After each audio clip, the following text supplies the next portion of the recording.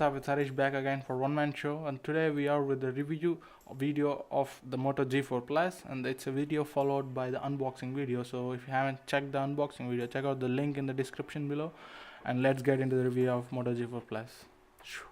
So guys, this is the first category of physical design and physical how the physical appearance is there for me. So in comparatively, the physical structure is very good. It's a bit thick, I feel, because there are many devices which are been concentrating on being thin and slim, and the speaker is being on the top. Outside there is no secondary speaker. This is the primary come secondary speaker, and there is a fingerprint sensor right here, and at the bottom you can see a charger slot, so as well as what a micro USB slot, and the top it is a 3.5mm jack, and onto the right side of us there is nothing, and to the left there is a power button, and as well as down followed by a volume button. So this is how it is. So, and actually the back, it is the cam, 16 megapixel cam with a dual LED flash. So it has two mics, one for active noise cancellation. So we can open this actually like this. If we just open it, you can see slots. There are 3 slots. It's a 2 stream slots, and as well as one slot for micro SD. The micro SD can be expanded up to 256 GB, so that's really good. So this cover is not so hard, so just be careful not to break it. So this is my opinion on the physical appearance. So my score would be around 7.5 out of 10. That's my score on the physical appearance of this device. So second category, coming to the battery, I think this category is what lags a lot for this device. I feel this category, although the device possesses a 3000 mAh battery, and doesn't make any great sense, because at standby it's really good. I have to appreciate at standby it's really good, so it stands for the whole day and 1.5 day completely. But on heavy usage, there lies the biggest problem. On heavy usage, this guy drains out very fastly, so I feel a bit uncomfortable so with being a draining. So since battery remains to be one of the main factor of a mobile, so I think in a smartphone battery is still the main one of the factors. So I feel like it's a bit not impressive in terms of battery, although okay. So coming to my score, it will be around 7.5 out of 10 in terms of battery for this device. So coming to the performance, yes, this is the best section of this device, and I feel this section is really awesome. Like it's been packed with a lot of things. Like it has a Snapdragon 617 chipset, and it's been having the OS install of Android 6, the Marshmallow, and it performs very better because it has a 4 GB of RAM, so it doesn't make any lags in heavy utilization of apps. So if you play a heavy game, still it doesn't lag anyway, and it feels a very smooth sort of feel when you start using it. So it's really fast when you are trying to use it. And coming to the memory, it has a 64 GB of memory inbuilt. So although most like 14 GB of the 12 GB of the memory has been eaten up by the OS as well as the device, and so the remaining available as when you get in hand will be around 52 GB. So and it has an extra additional slot. That's a great advantage, where you can expand up to 256 GB. So I don't think anyone be needing more than 256 GB. So it's a saturation point in terms of memory if you come to this device. So in terms of memory, it's really awesome. So this is and coming to the performance in overall way, I can give a score of around 8 out of 10. So this is my score.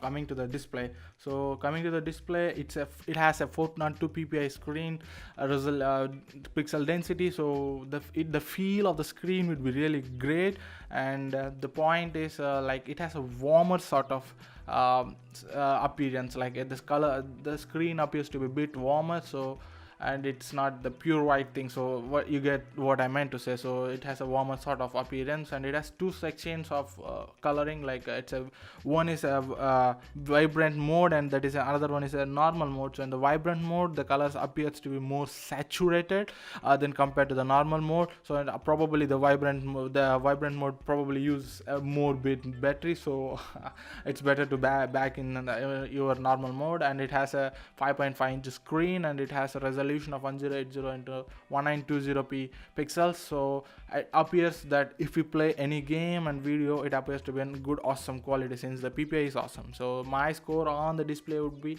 8.3 out of 10. So coming to the connectivity section, like it doesn't have NFC, and it has a Bluetooth version of 4.1, and it has an FM radio, while most of the devices has been eliminating it. So it's a one sort of section where, and it upcoming to the navigation, it has all the three sorts of navigation: GPS, GLONASS, and BDS. And so and that's it for the connectivity, and I can give a score of 7 out of 10 for this device.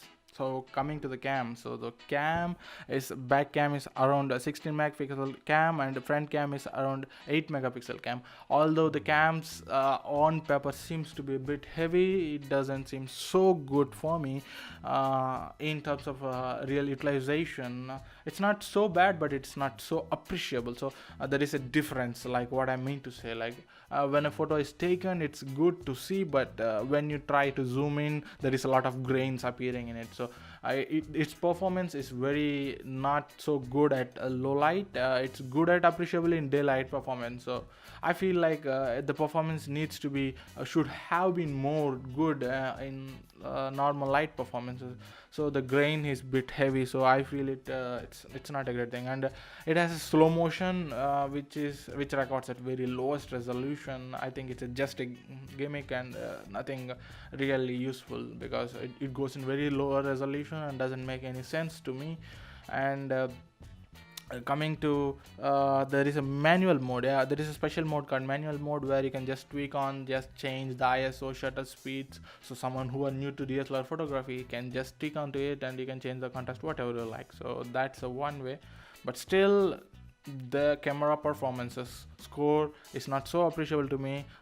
It scored around 7 out of 10 in terms of camera performance. So coming to the miscellaneous section, there is 2 to 3 things which I try to mention in this device. Like it has a speaker on the top of it, so there is no secondary speaker. So this is the performance. So the speaker is not so loud, but it's appreciably good, and there is no noise as per my